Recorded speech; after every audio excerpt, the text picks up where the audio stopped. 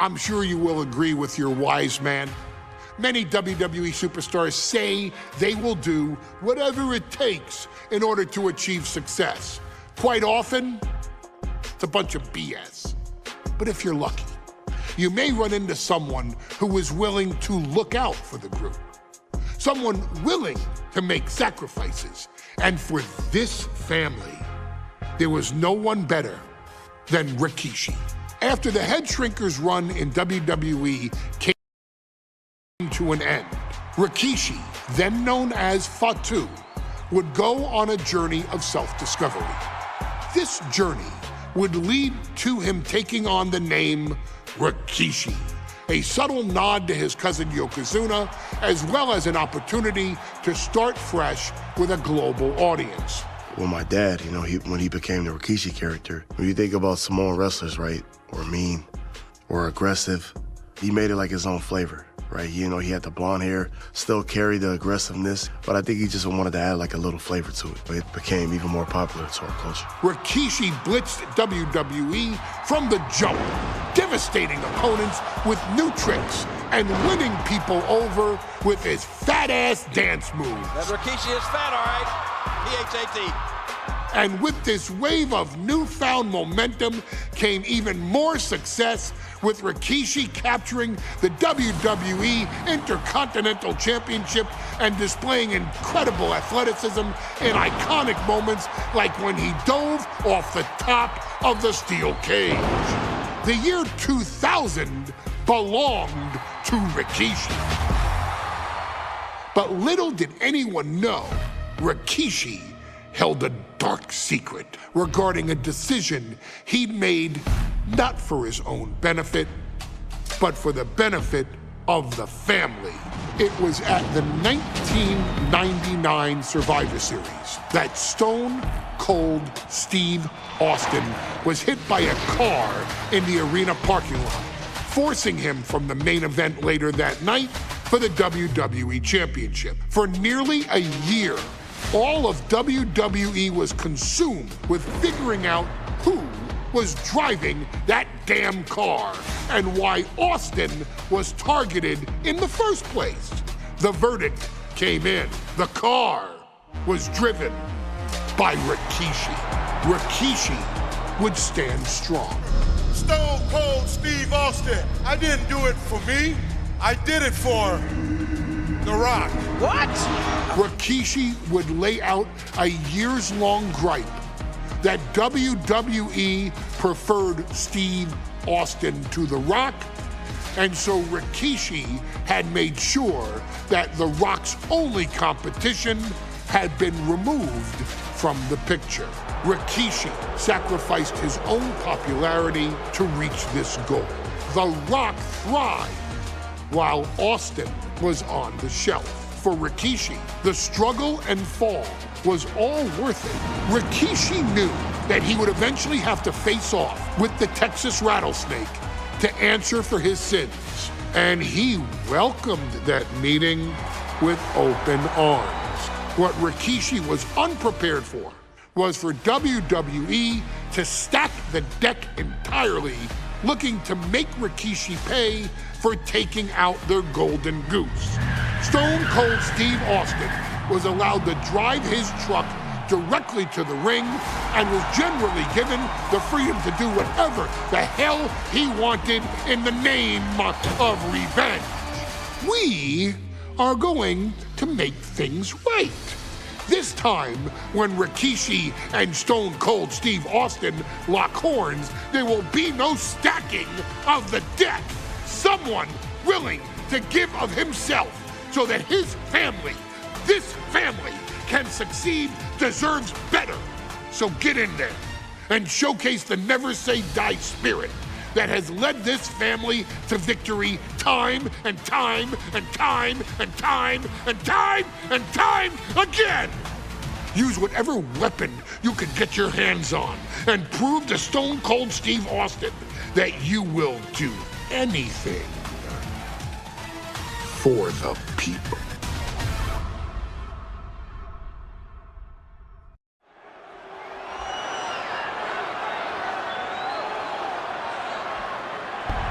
Is it legal to not show up? Rikishi has brutalized Austin lately.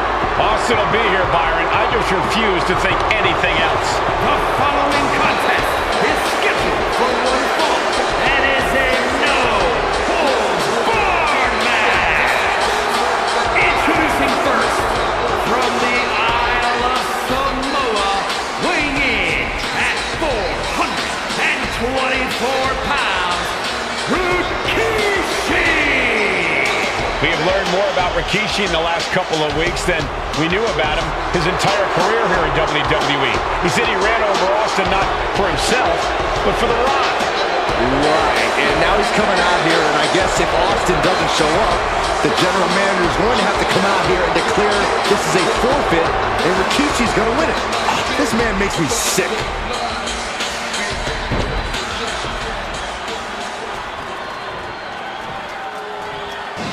Is he here? Well, there's the Rattlesnakes music. He's here. Austin's here. Stone Cold Steve Austin came here with no fear, no hesitation, just revenge. His opponent, from Victoria, Texas, weighing in at 252 pounds, Stone Cold Steve Austin fought for his life to make it back here, to make Rikishi pay. Now there is no way Rikishi can escape the Texas Rattlesnake. It's been almost a year since Austin competed in the ring. Austin is a man possessed. Rikishi feels good about running over Austin and said he'd do it again. That man is sick. Well, Rikishi made two mistakes. One, trying to end Austin's life. And two, not being man enough to finish the job. Austin's going to absolutely tee off on Rikishi. This one is going to get ugly in a hurry.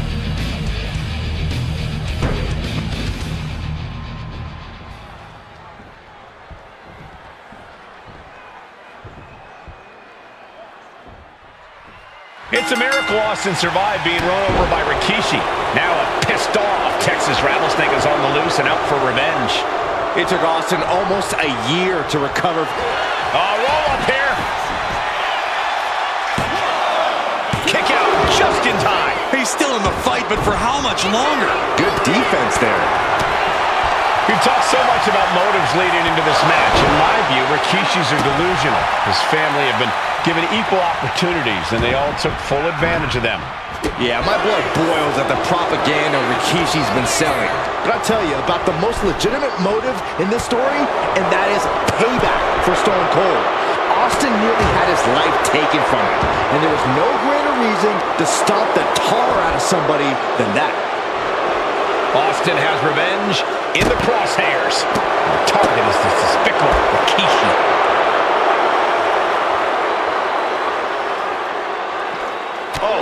What a headbutt. Rikishi feeling like he has a job to finish tonight. A career in Stone Cold's to bring to an end. Oh, and he slammed his face right into the barricade. And looking at my monitor, it just makes me sick to my stomach watching Rikishi. This is a man who has no remorse and feels justified for running Austin down like a dog. Look, to be devil's advocate, you've got to look at Rikishi's perspective. He's proud of his Samoan lineage and saw an opportunity to give his people a leg up in the shark tank that is WWE. Oh, are you serious, Corey? Rikishi ran over another human being. We're fortunate that it only put Austin on the shelf for 10 months.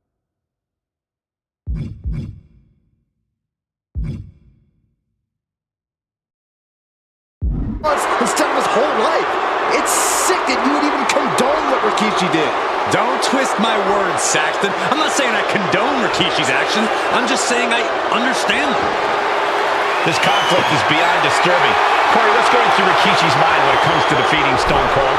Rikishi has to be prepared to endure an emotional storm like he's never felt before. The big man must recover from that and use his weight to immobilize the Rattlesnake, because we know Austin will not stay down. And though The Rock wants nothing to do with this altercation, we have to mention the sadness Rikishi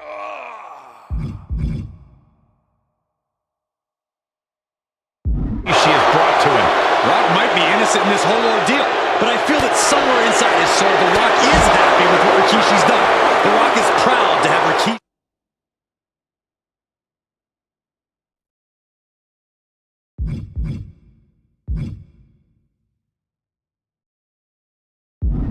family. No, Corey, what kind of lies are you trying to spread? We've heard Rock say Rikishi deserves what Austin is going to bring him. There's no family pride in that statement. I'm just saying that blood is thicker than water, and it's been an easier ride for Rock without Austin in the picture. And that's thanks to Rikishi. Sounds more like Rikishi. Austin and Rikishi trading heavy artillery on the outside, and here comes the rattlesnake. Stone Cold Steve Austin fired up and revenge on his mind. You got to think about how bad Austin has wanted this ever since Survivor Series last year. Been dying to get his hands on Rikishi.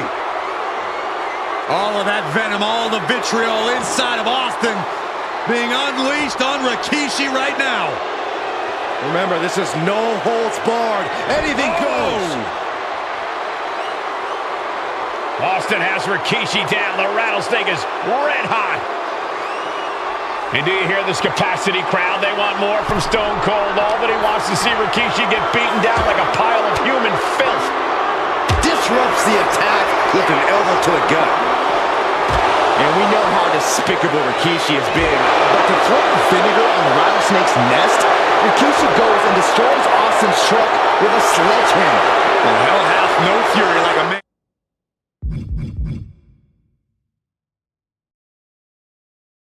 And who has his car tampered with. It's just extra motivation for every fist Austin lands in this fight.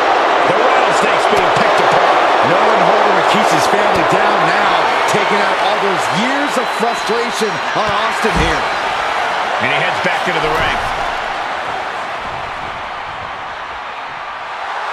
Stone Cold letting his feelings towards his opponent be well known.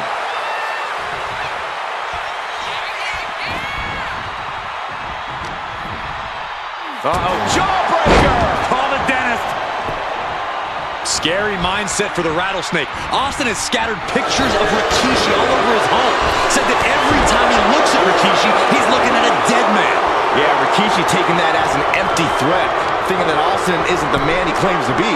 But trust me, when Stone Cold says he has you in his crosshairs, that's no empty threat.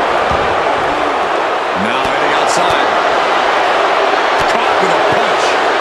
Piercing the throat.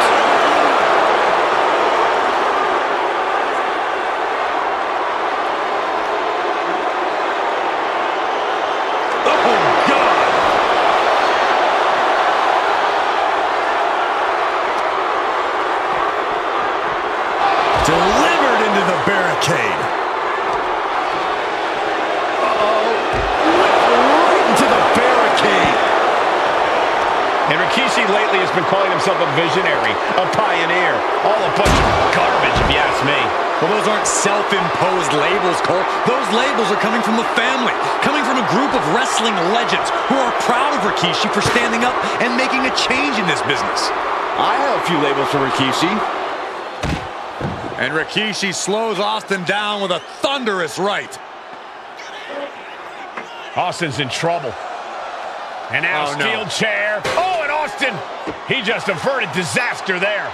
And now Austin gonna deliver the punishment with the steel chair.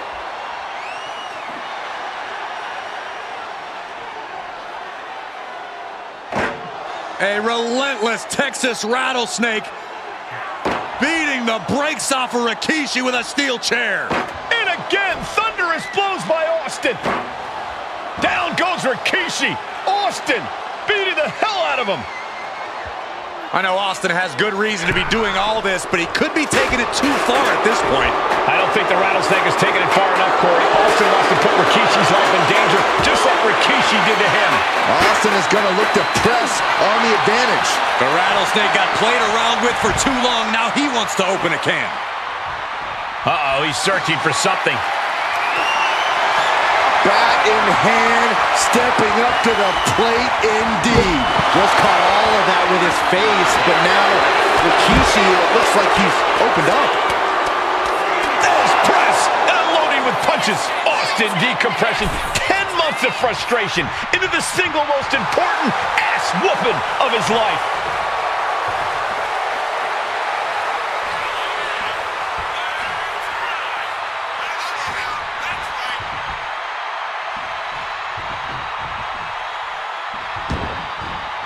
You want this fight on the outside. A little insult to your injury. Getting clubbed by the axe handle.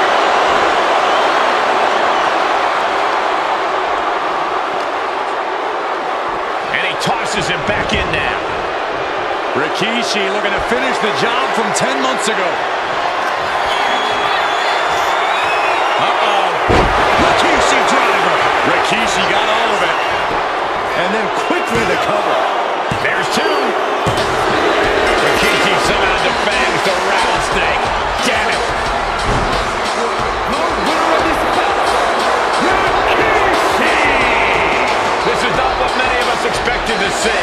We wanted to see retribution, but Rikishi was too much of a monster for Stone Cold tonight.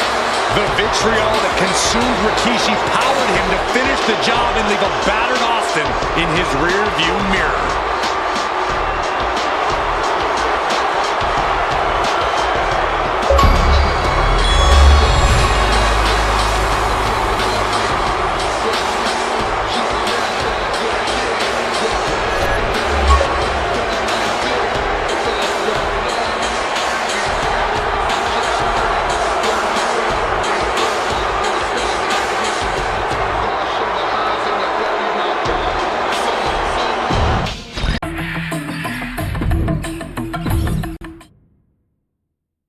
Ladies and gentlemen, if it weren't for the next two superstars in our showcase, none of this would be possible.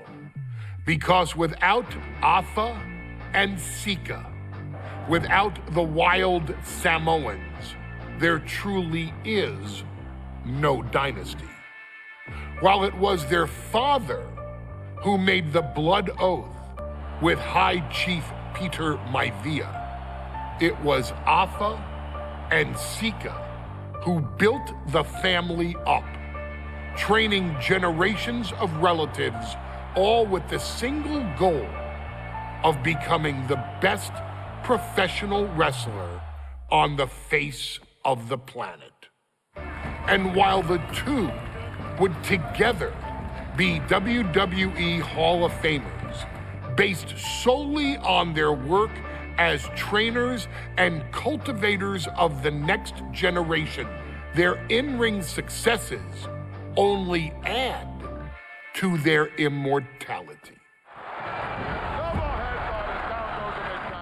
Afa and Sika formed WWE's most dominant tag team of the early 1980s, fighting their way to the WWE Tag Team Championship on 3 separate occasions. Opponents were often defeated before the bell even rang to start the match, falling victim to the aura and the intimidation factor of having to step into the ring with the wild Samoans, accompanied by Captain Lou Albano.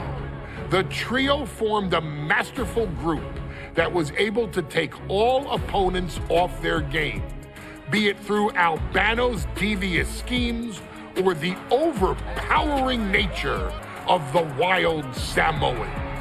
WWE had never dealt with a team so primal, turning each match into a battle of survival. Most feared, the deadly Samoan drop, a move that has been imitated by many, but duplicated only by a chosen few. There they are, the wild Samoans. These are immigrants coming from the island, trying to figure it out, trying to find a way. I couldn't imagine being these men. I couldn't imagine taking on these responsibilities of setting the tone in a whole new country. And then trying to break into entertainment on top of that. But they made it work. And that's what we are. We're workers. We make it work. These tribal elders set the standard for all of their descendants to not only follow, but they also taught their descendants how to surpass it. So beloved were the two that perhaps no moment holds more significance to your tribal chief, Roman Reigns, than when he was presented the Ula Fala by his father Sika and Uncle Afa after the 2020 Hell in a Cell event. You see, it was their acknowledgement that gave Roman Reigns the unshakable confidence to continue his journey to becoming the greatest of all time. The utmost respect, love, and gratitude for those men. Because if my father and uncle don't do what they do, we're not here. We now humbly present to you the honor of walking in the famed footsteps of the Wild Samoans, finding a tag team in WWE's long and storied history that we felt would test the Wild Samoans was not an easy task. But then a thought came to your wise man. Why not give the audience exactly what they want? Why not put the Wild Samoans against one of the greatest tag teams of all time? Why not present Afa, Sika, the Wild Samoans versus Bubba Ray and Devon, the Dudley Boys? And if we're going to go that far, let's do it in a tables match. Showcase that savage brutality that made both teams the eternal legends we know them to be. No pinfalls, no submissions, no rules. Just be the team that avoids being put through the table, and you will emerge victorious. And with these four men, you better believe that things are going to get extreme.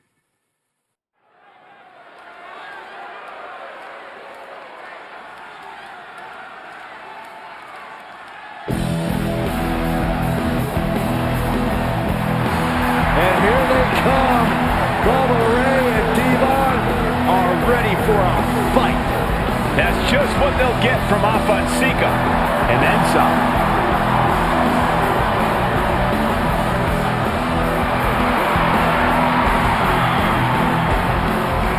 The following contest is a tag team tables match. And at a combined weight of 603 pounds, Bubba Ray and Devon, the Dudley Boys. It takes a strong brotherly bond to agree to go into battle against the Wild Samoans, but that's exactly what Bubba Ray and Devon have. I have a strong feeling this match isn't going to be for the faint of heart. Oh, look, the Dudley Boys may not be all there in the head, but they're easily the most highly decorated tag team in pro wrestling history.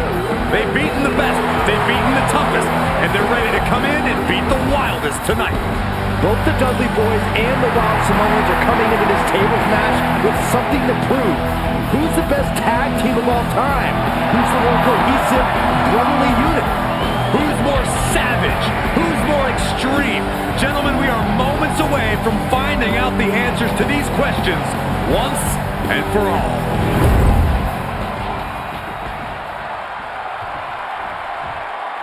Guys, this is going to be a great one. You can feel the electricity already.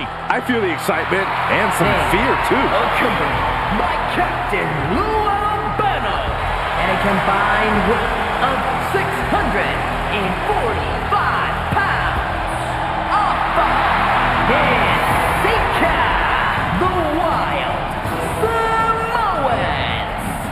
This tables match might be a dream match for many, but for both the Wild Samoans and the Dudley Boys, this is about to be one team's greatest nightmare. Afa and Sika clearly not looking to back down here.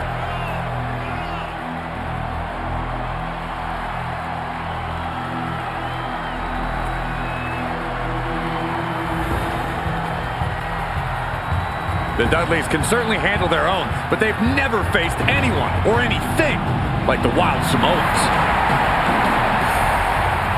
Those mean looks on both Alpha and Sika's faces.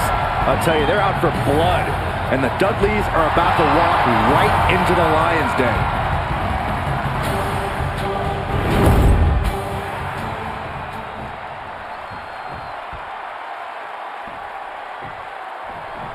Two-on-two tables match here with the masters of the match, the Dudley boys taking on the Wild Samoans. There's always those thoughts in the back of your mind. My brother can beat up your brother. My brother can put your brother through a table faster. Finally, we get to see those thoughts become a reality. Saxton, I never want to hear about the inner workings of your mind ever again. I second that, but the Dudley boys and the Wild Samoans are two teams who also clearly have a few screws loose. This should be intense. Hava and Sika, both individuals that compete barefooted. Not something common of most wrestlers, Corey, but it is actually very customary in the Samoan wrestling heritage. It's how they train. It's how they live in the island of Samoa. And no one delays a fight just to put some boots on. Samoans are ready for battle at the drop of a hat. Boot right to the throat. Stop. Had the foresight to get out of that one. Oh, what a forearm. Slam! What impact! He is getting rid of the turnbuckle pad. Don't say that too loud, Saxton. You might get caught. He's setting this table up, and guys, someone's about to have a really bad night. Here he comes, sliding back into the ring. And now propped up in the corner.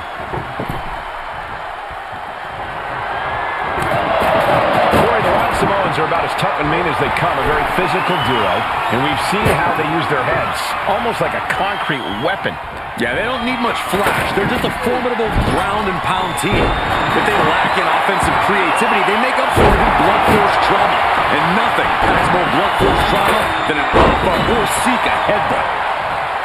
Corey, I've got to know, what can the Wild Samoans do to get the advantage in this tables match? After all, this is the Dudley boys match, the match they put on the map, the match they're synonymous with. Well, maybe the Wild Samoans have to be a little less wild, Cole. They still need to brutalize their opponents because that's what they do best. But the last thing Alpha and Sika want to do is rush head first into a table. After all, that's exactly how you lose. I think we know what he's thinking, and it's not going to be nice. A very ferocious demeanor emanates from the Wild Samoans, like they're part of a pack of untamed beasts. I really wonder what it would take for the Dudley boys to have control of them. Popped up into the Samoan drop. Incredible. Alpha and Sika might have just shown. Pressure's on. Gotta get out quick. Oh, what a great counter. Here we go. Oh, great elevation.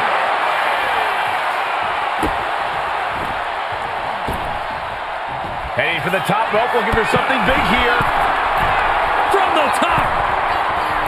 Big splash. We have to be nearing the end of this one.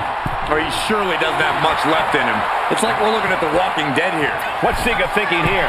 Such a peculiar look coming from the Wild Samoans, as if they have no control of their... Take off. What? Diving from the top. There goes all our notes and monitors. This table's about to serve a very different purpose. Uh-oh, here it is. Locked in. And wait a second. Interesting turn of events here. Yeah, he just released the hold and unwrapping my brain, wondering why.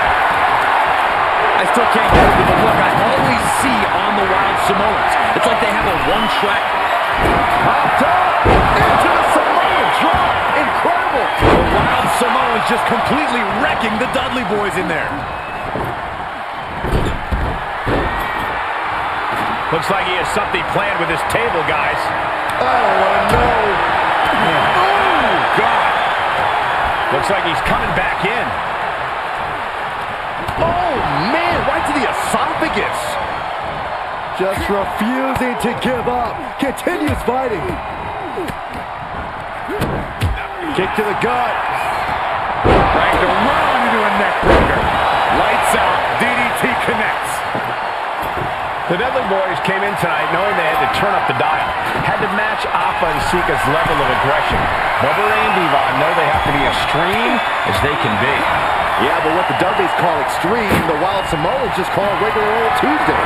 Alpha and Sika are just a different breed of wrestler. Look, I don't care who you are. You could be King Kong or a kaiju. It's going to be curtains for you if you're on the receiving side of a wild Samoan headbutt from the top rope. Look at this. Oh, from the rope. He's got a plan for that table, and it does not involve a dinner party. And Sika just beat the Dudley boys at their own game. Here are your winners, Alpha and Sika, the Wild Samoans. And it's the Wild Samoans standing tall, having beat the Dudley boys at their own game. Devon and Bubba pushed Alpha and Sika to their limits, but in the end, there was only one way this match could end.